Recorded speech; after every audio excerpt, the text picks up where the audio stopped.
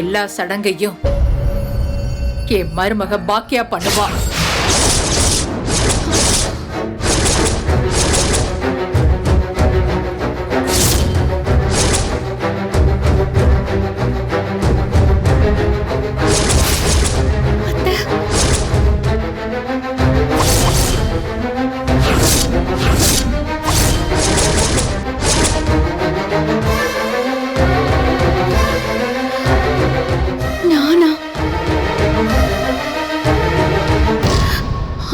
என்ன சொல்றீங்க அத்தை?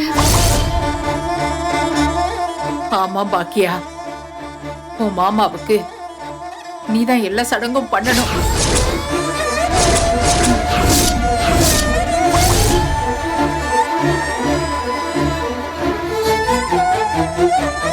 என்னம்மா பேசுறீங்க?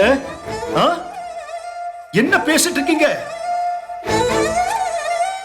பெத்த பையன் நான் உயிரோடு இருக்கும்போது வேற யாரையும் வச்சு இந்த சடங்கை பண்ண போறீங்களா? முடியாது, நான் நடக்க விட மாட்டேன். பாக்கியா யாரோ ஒருத்தையெல்லாம் இல்ல, எங்க மக.